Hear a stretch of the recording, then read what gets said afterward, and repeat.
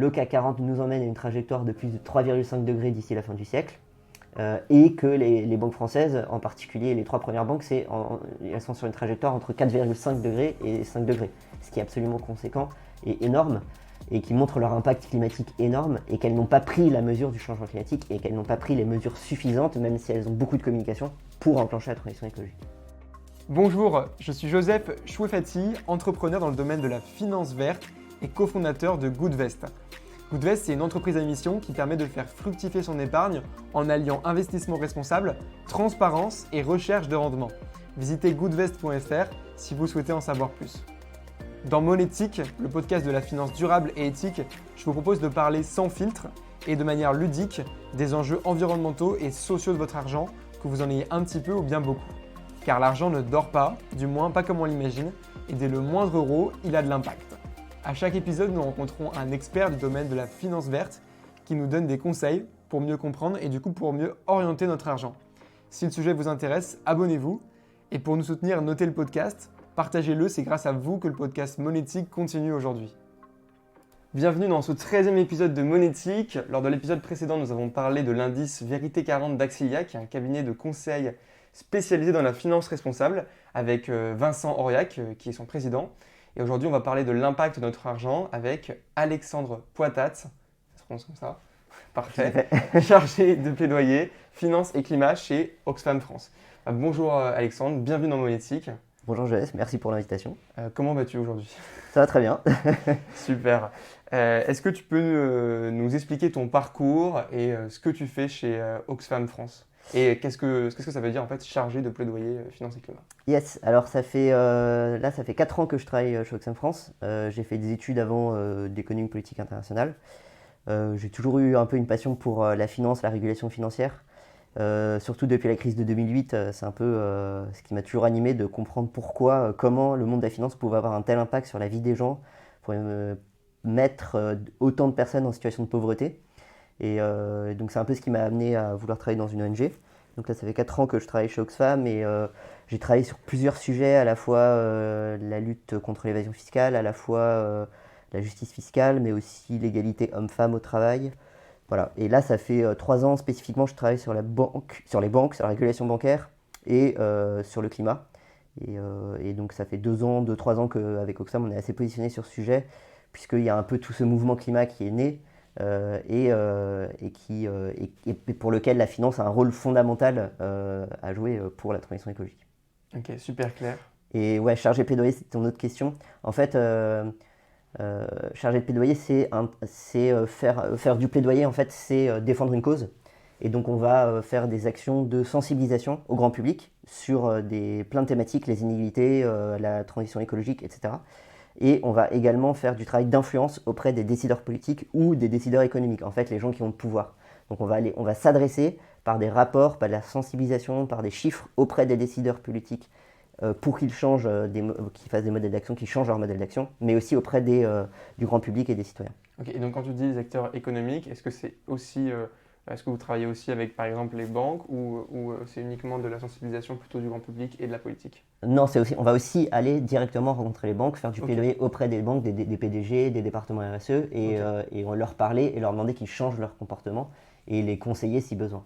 Ok, très très clair, donc la démarche assez complète. Tout à fait. Ok, super. Donc Oxfam est né au Royaume-Uni dans les années 50. Est-ce que tu peux nous expliquer un petit peu l'histoire de Oxfam, la création en France et qu'est-ce qui va venir pour Oxfam dans les prochaines années ? Ouais, Oxfam est historiquement une ONG qui travaille dans les pays en voie de développement, qui va répondre à des besoins humanitaires ou qui va travailler sur les politiques de développement. Donc historiquement, Oxfam va s'attaquer aux conséquences de la pauvreté. Et en fait, au début des années 2000, il y a eu un peu un revirement, un nouvel angle d'attaque d'Oxfam c'est de se dire on ne va pas que s'attaquer aux conséquences de la pauvreté, on va s'attaquer aussi aux causes de la pauvreté. Et les causes de la pauvreté, ce sont justement, et c'est ce dont tu parlais juste avant, ce sont les politiques menées par les décideurs politiques, ce sont les politiques menées par les décideurs économiques, les grandes entreprises, les multinationales.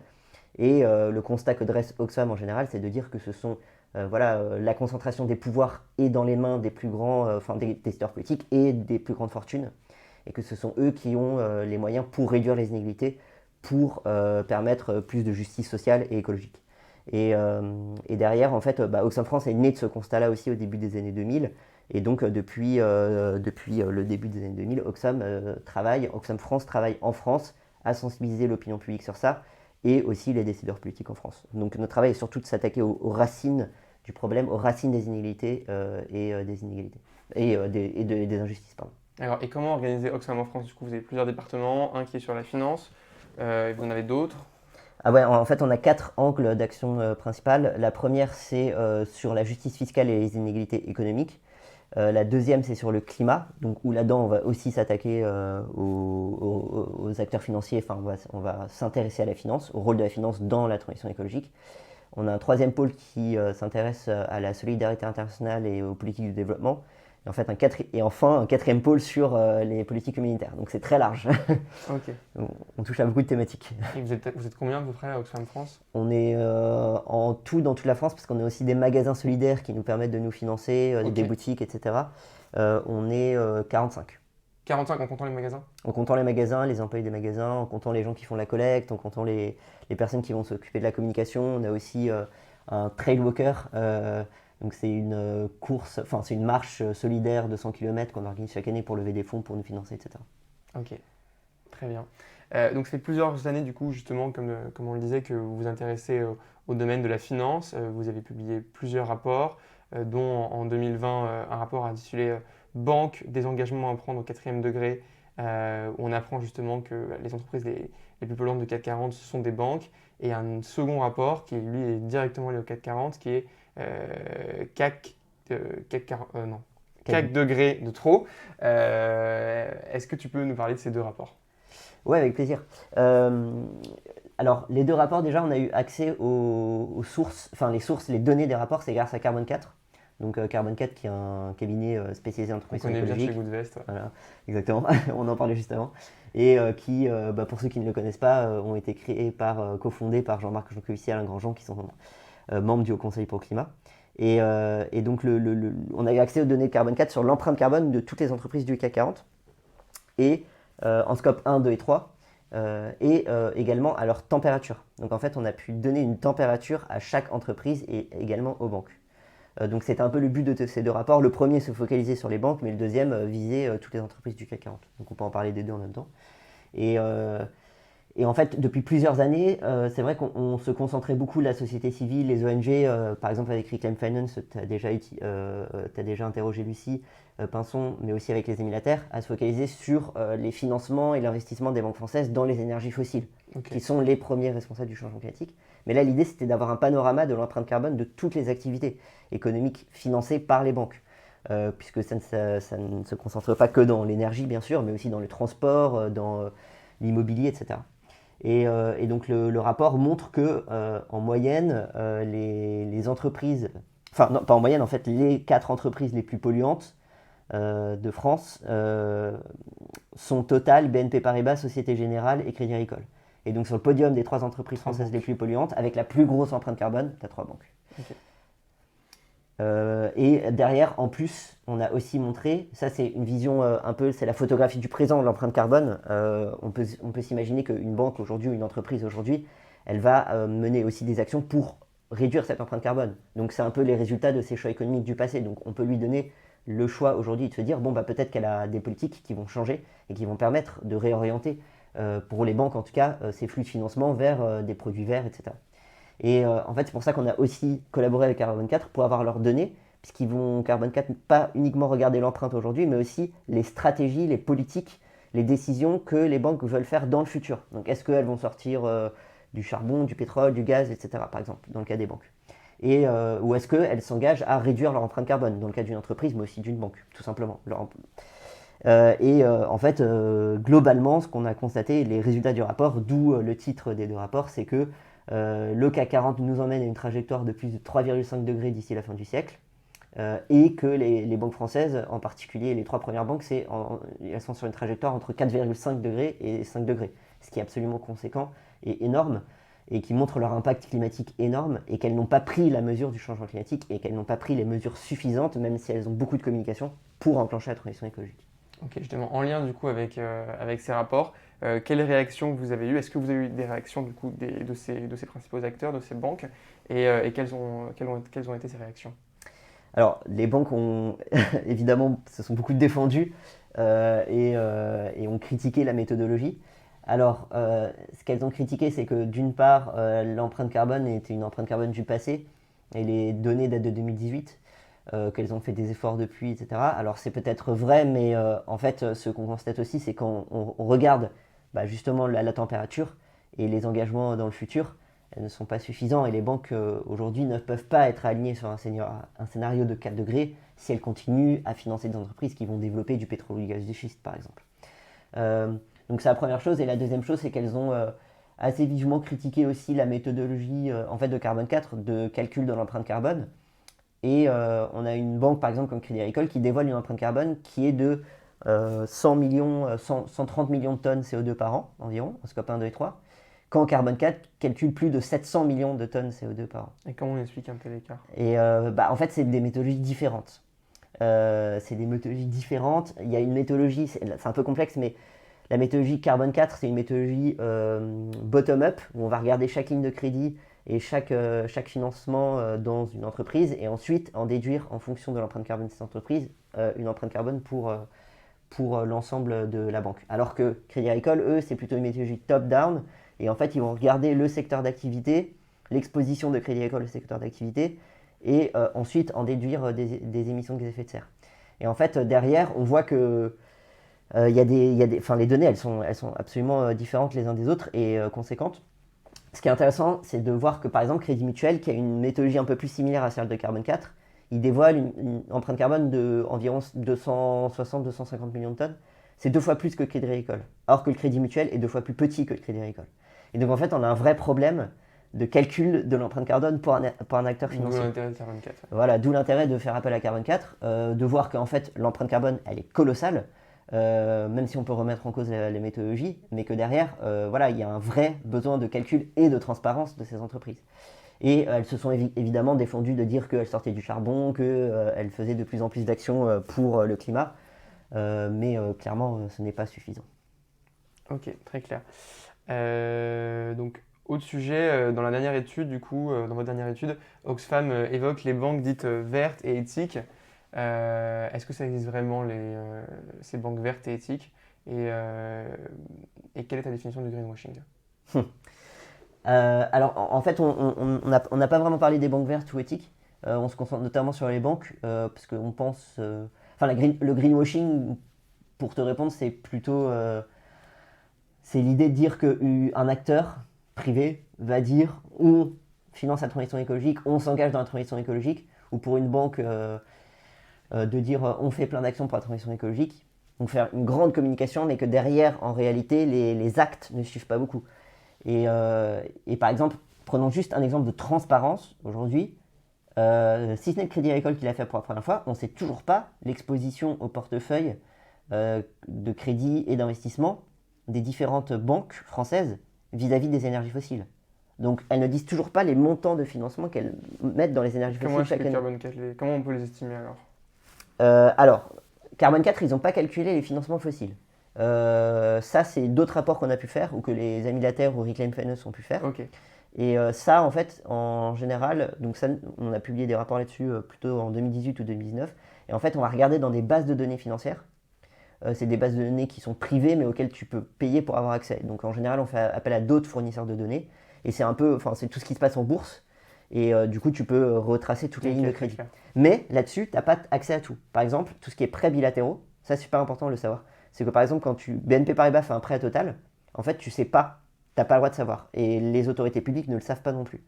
Parce que c'est du secret bancaire. Par contre, tout ce qui est prêt syndiqué, c'est quand plusieurs banques ensemble font un pool bancaire pour faire un prêt. Ça, c'est obligé d'être dans des données financières, donc on peut y avoir accès. On a aussi accès au financement de projet, on a aussi accès aux émissions d'actions et d'obligations, etc. Mais globalement, en fait, on n'a pas. Il y a quand même. Enfin, quand nous, on calcule les montants d'investissement et de financement dans les fossiles, en fait, c'est sous-estimé parce qu'on n'a pas accès à toutes les données.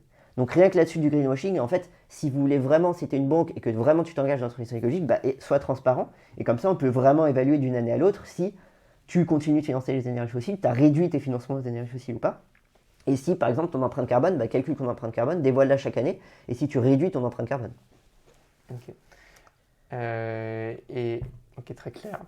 Concernant les labels, du coup, c'est un autre sujet. Vous recommandez la création d'un label en transition qui labellise les banques, c'est ça?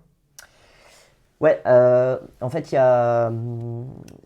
L'enjeu, c'est de se dire, ça répondrait aussi à ta question que tu m'avais posée avant, c'est est-ce que, je pense que la question qu'on doit se poser, c'est est-ce qu'on doit changer les banques ou est-ce qu'on doit changer de banque? Et ça répond aussi un peu à ta question sur les banques vertes, etc., Ouais. les banques éthiques. C'est au niveau culturel, et si tu as conscience qu'effectivement ton empreinte carbone, euh, en fait ton premier poste d'émission carbone, c'est ton argent que tu mets en banque, on pourra en revenir là-dessus après, euh, c'est te dire, bah voilà, culturellement, moi je ne suis pas d'accord avec ça et donc je vais changer de banque pour montrer l'exemple et pour que mon argent ait un impact positif. Et là-dessus, c'est fondamental, mais derrière, c'est important, mais ce n'est pas suffisant. Dans le sens où nous, ce qu'on prône sur Oxfam, c'est vraiment qu'il faut changer les banques.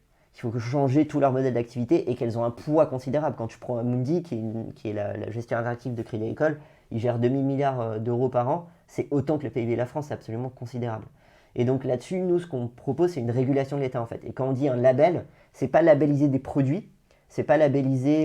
Et du coup, là-dessus, vous soutenez que la labellisation de produits, vous en demandez plus labelliser les entreprises, ou vous trouvez que labelliser les produits ne suffit pas Non, ou c'est ne sert important. à rien? Ok, c'est important C'est aussi. super important parce que par exemple, aujourd'hui, si tu es client du BNP, Crédit Agricole, Société Générale et que tu ouvres une assurance vie, c'est bien par exemple de savoir que Greenfin, ça ne financera pas des énergies polluantes. Donc c'est important d'avoir des labels comme ça. Après, il y a un souci parce que par exemple, ISR n'est pas un label, selon Oxfam, qui est suffisant Mais il va être et transformé. voilà, qui va être transformé, bon, on espère, un peu plus rapidement, mais quand tu as un label soi-disant investissement socialement responsable, c'est un peu dommage que ça finance encore les énergies fossiles. Oui, Bon, tout à fait. vous avez déjà dû en parler beaucoup toi Ouais, on en a parlé dans beaucoup. tes podcasts. Mais tout ça pour dire qu'en fait l'idée c'est pas que labelliser les produits mais labelliser les banques aussi. Et en fait c'est juste de savoir que nous on aimerait qu'il y ait une méthodologie qui puisse dire est-ce que Société Générale, Crédit Agricole, BNP Paribas, etc. elles sont alignées avec l'accord de Paris? Est-ce qu'elles sont alignées sur un scénario de 2 degrés? Et donc ça nous permettrait de dire, en fait, tout simplement un client bancaire qui va se tourner vers une banque, de savoir que l'État dit, ah bah cette banque-là, elle n'est pas encore alignée avec l'accord de Paris, on pense que ça aurait du sens. Et aussi, on pense que derrière, ça peut avoir du sens, dans le sens où pour des politiques fiscales, en fait, l'État ne pourrait s'engager à ne pas financer une entreprise ou une banque qui n'est pas labellisée avec l'accord de Paris, qui n'est pas en voie de la transition écologique. Et donc que cette banque ou cette entreprise ne bénéficierait pas d'argent public. C'est un peu tout le sujet de conditionnalité écologique lié au plan d'investissement qui a eu lieu depuis un an, là où on a injecté des milliards Mais d'argent. là, les banques, elles sont tellement loin, en tout cas les grosses banques dont Ouais. tu vas parler sont tellement loin des 2 degrés. Ouais. Si on coupe l'investissement, enfin le soutien de l'État envers ces banques, Ouais. l'économie s'écroule, non? Alors, l'idée, c'est qu'en dire être labellisé 2 degrés, ça ne veut pas dire que du jour au lendemain, tu dois être Ouais, tu dois c'est être 2 degrés.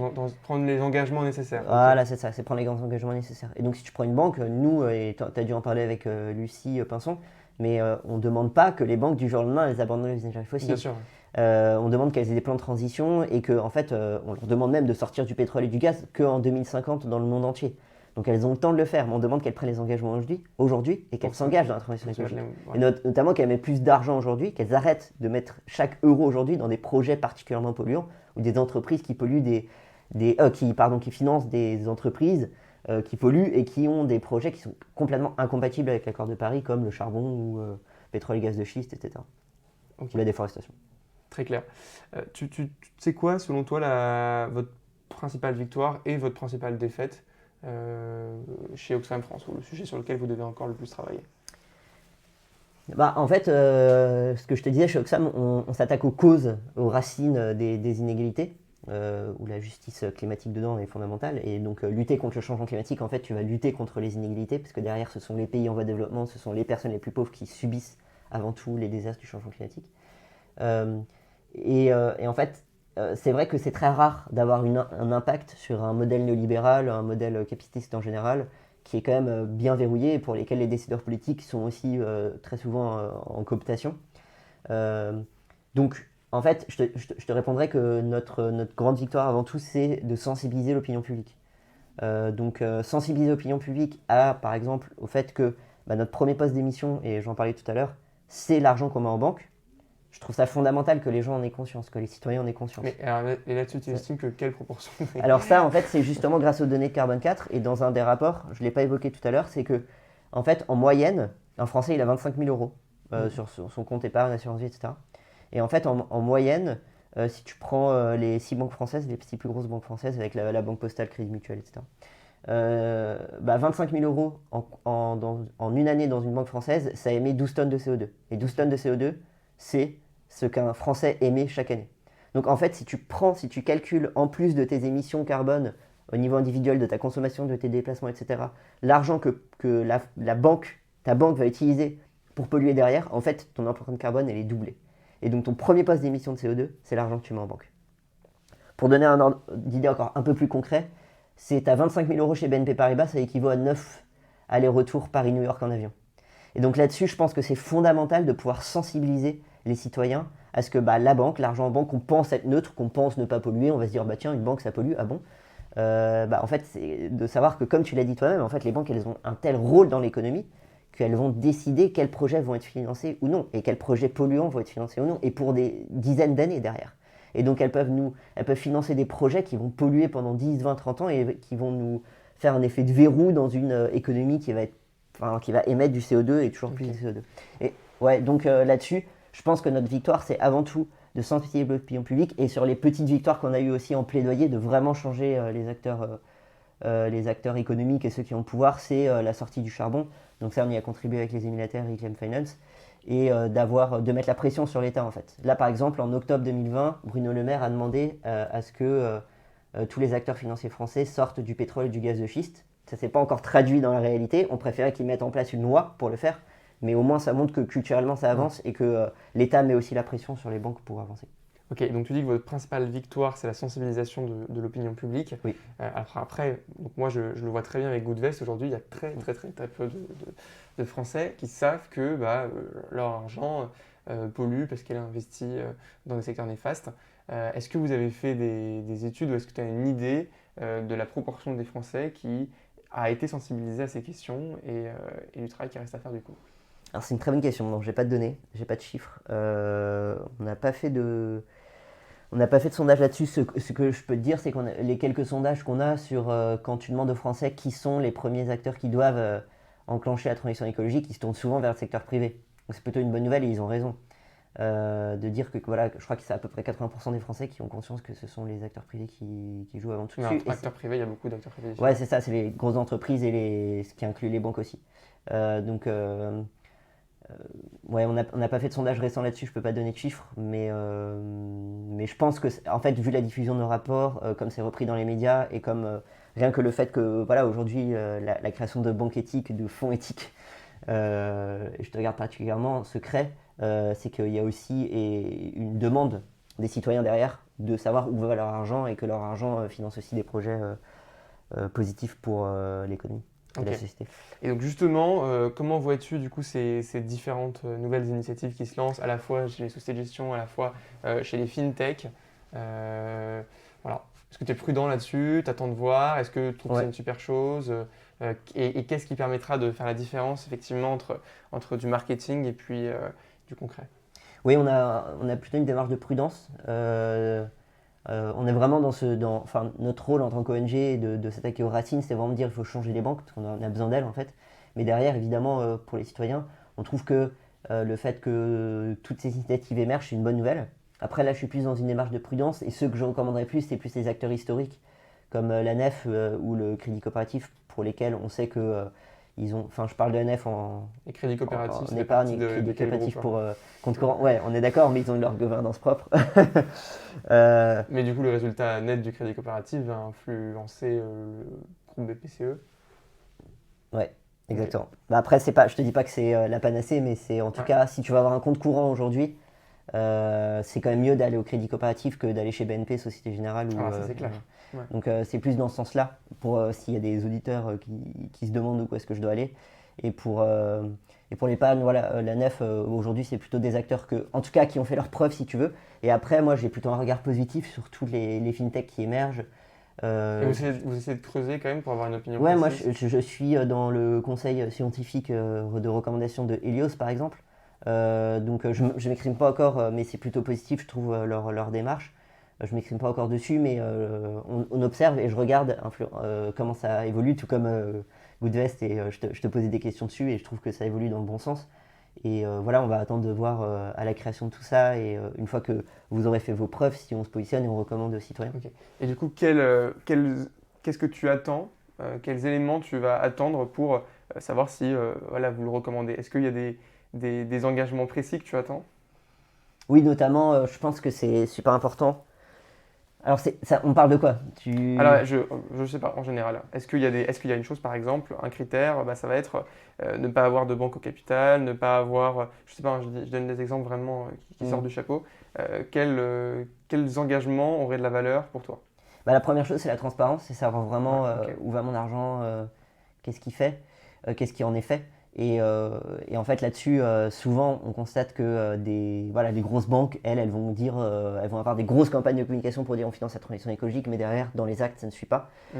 La deuxième chose, c'est, bon, bah, on parle quand même du climat là, mais c'est que ces acteurs-là, je pense, doivent vraiment s'engager et montrer la voie pour dire, regardez, en fait, ne pas financer les énergies fossiles, c'est possible.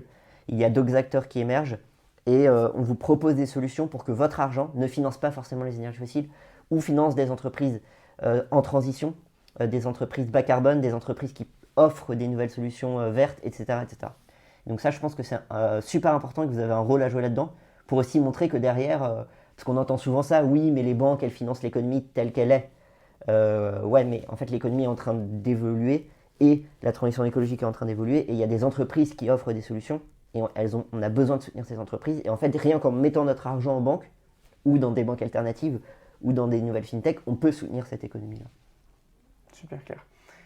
Donc pour revenir sur Oxfam, donc l'ancienne ministre de l'Égalité des Territoires et du Logement, Cécile Duflot, est depuis peu directrice générale d'Oxfam France. Alors, quelle est sa vision et comment est-ce que vous avez vu son arrivée?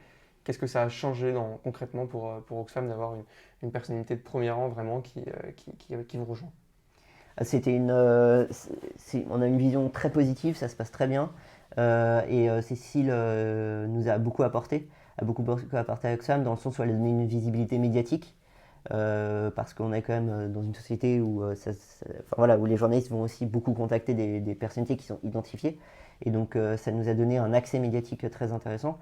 Et où derrière aussi, Cécile partage la même vision qu'on a chez Oxfam, de dire qu'à la fois il faut sensibiliser les citoyens, mais aussi il faut toujours laisser la porte ouverte et toujours discuter avec les décideurs politiques évidemment, mais aussi avec les acteurs financiers et les acteurs privés. Donc que ce soit les PDG multinationales ou les PDG de grandes banques, elle est très ouverte là-dessus et ça nous a permis aussi d'avoir accès à des échelons où moi, Alexandre Patz, si je demande un rendez-vous avec le PDG de Crédit Mutuel, je ne suis pas sûr qu'il acceptera, alors que Cécile, elle, ça peut intéresser un dirigeant d'une grande entreprise de dire tiens, il y a une ancienne ministre qui voudrait me parler de transition écologique et de qu'est-ce qu'on fait de nos portefeuilles.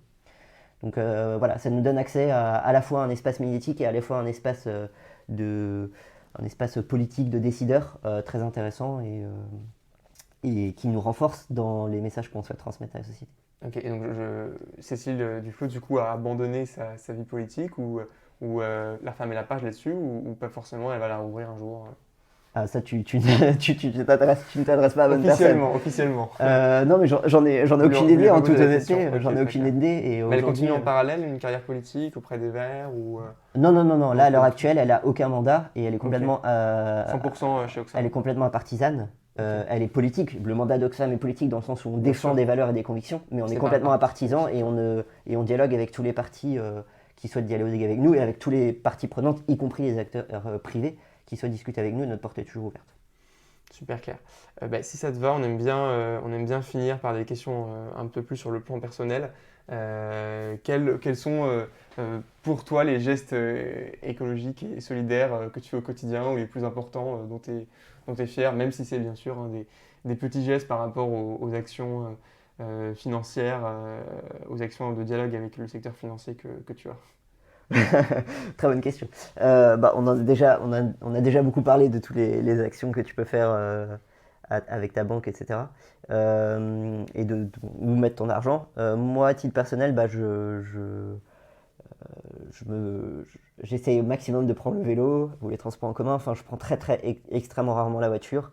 Je fais attention aussi à ne pas prendre l'avion. Là, ça fait très longtemps que je n'ai pas pris l'avion et je prends le train pour me déplacer. Dans mes déplacements, dans ma consommation, évidemment, là, j'essaye au maximum de ne pas aller dans des supermarchés, par exemple. Je me fournis dans des AMAP ou dans des magasins anti-gaspi. Voilà, ça touche un peu à toutes les parties de ma vie, mais disons que c'est ça au quotidien. Si tu veux rentrer un peu dans mon intimité, c'est ça. Voilà. Dans mes gestes écolos du quotidien. C'est ça l'idée.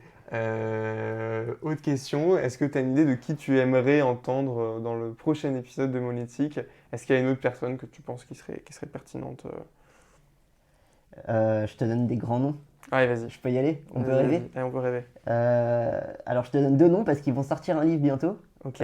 Qui s'appelle Finance verte, illusion. Est-ce une illusion? C'est Alain Grandjean et Gaël Giraud. Bon, Gaël Giraud, on rêve, mais on peut toujours essayer. Hein.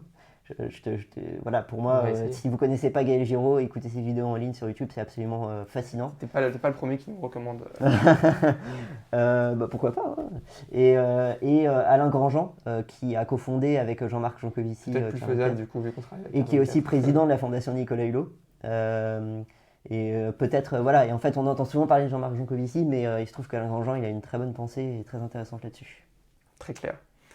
Et enfin, du coup, bon, ça peut être en lien avec ça, mais est-ce qu'il y a une personnalité publique ou une organisation qui t'inspire le plus dans ton quotidien et dans ton travail? C'est une très bonne question. J'aime beaucoup la démarche de Cyril Dion en général, j'aime beaucoup sa personnalité. Je le trouve très inspirant, je trouve qu'il est suffisamment optimiste mais aussi radical. Il insuffle aussi des bonnes idées, qu'il est suffisamment exigeant en fait auprès des décideurs, tout en disant qu'un autre monde est possible et en offrant des solutions. Et voilà, son documentaire Demain l'a très bien montré. Et après, en général, je suis assez fasciné, je suis dedans, mais parfois quand j'essaye de prendre un pas de recul, je trouve ça assez fascinant, tout le travail que font les ONG en général, et notamment les ONG du réseau Action Climat. Le réseau Action Climat est elle-même une ONG qui rassemble toutes les ONG sur la question écologique et qui arrive à avoir des positions assez fortes et à se faire entendre. Et donc là-dessus, je trouve que c'est absolument fascinant. Et allez régulièrement voir le site du réseau Action Climat pour savoir qu'est-ce que vous devez faire au quotidien et qu'est-ce qui se passe dans l'actualité des politiques climatiques. C'est absolument inspirant et enrichissant. Très clair. Merci beaucoup Alexandre d'être venu du coup sur Monétique. Et puis à vous tous, on se retrouve très bientôt pour un prochain épisode de Monétique qui est le podcast de la finance durable et éthique. Merci pour l'invitation. Merci d'avoir écouté cet épisode de Monétique, le podcast de la finance durable et éthique. Si l'épargne responsable vous intéresse, n'hésitez pas à visiter le site goodvest.fr. Vous pouvez retrouver Monétique sur goodvest.fr/monétique ainsi que sur les plateformes de streaming Spotify, Apple Podcast ou Deezer. Votre soutien compte, c'est ce qui nous permet de continuer. Donc abonnez-vous, notez le podcast 5 étoiles et partagez-le autour de vous. Enfin, ce podcast doit être collaboratif, alors envoyez-moi vos idées de sujets et d'invités à monétique@goodvest.fr. Nous revenons dans 2 semaines avec un nouvel épisode. À bientôt sur Monétique.